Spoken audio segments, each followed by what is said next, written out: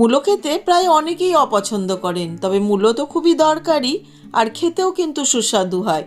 তবে আজকে আমি যে রেসিপিটা করব সেটা একবার খেলে বারবার বানাতে ইচ্ছে করবে। তার জন্য প্রথমে মূলো নিয়ে ভালো করে পিল করে নিয়ে দেখুন গাটা এভাবে কাঁটা চামচ দিয়ে না ফুটো ফুটো করে নিচ্ছে, এতে করে মশলাটা খুব ভালো মতন ঢুকে যাবে। তারপরে এরকম দেখুন অল্প অল্প লম্বা করে রেখে মধ্যেখান থেকে দু অর্ধেক করে কেটে নিচ্ছি। এই যে এরকম মূলোগুলোকে ভালো করে ধুয়ে জল ঝরিয়ে দিয়ে দিলাম লবণ, হলুদ, জিরে গুঁড়ো, ধনে গুঁড়ো, কাশ্মীরি রেড চিলি পাউডার, গোলমরিচ পাউডার, গরম মশলা পাউডার, কাসুরি মেথি, 2 চামচ মতো বেসন, দিয়ে দিচ্ছি আদা রসুন কাঁচা লঙ্কার পেস্ট, সর্ষের তেল দিয়ে খুব ভালো করে মেখে নিচ্ছি।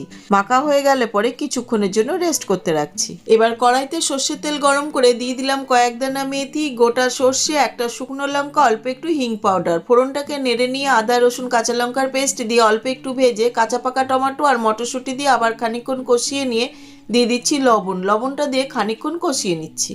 টমেটোটা অনেকটা কষে এসছে, এই সময় আগের থেকে ম্যারিনেট করে রাখা মূলো দিয়ে দিলাম কোচানো ধনেপাতা, কাঁচা লঙ্কা দিয়ে ভালো করে কষিয়ে নিয়ে দিয়ে দিচ্ছি বেশ কিছুটা মূলো শাক, যেটা আমি খুব ভালো করে চটকে রেখেছিলাম লবণ দিয়ে খানিকক্ষণ কষিয়ে নিচ্ছি।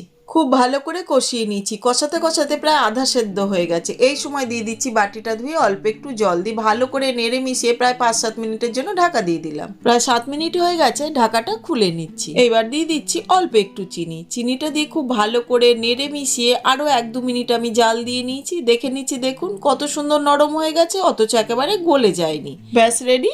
আজকে আমি গরম গরম ভাতের সাথে সার্ভ করে দিচ্ছি। তবে রুটি পরোটার সাথেও দারুণ লাগে খেতে। অবশ্যই একবার বাড়িতে এইভাবে ট্রাই করে দেখবেন, দুর্দান্ত হয় খেতে।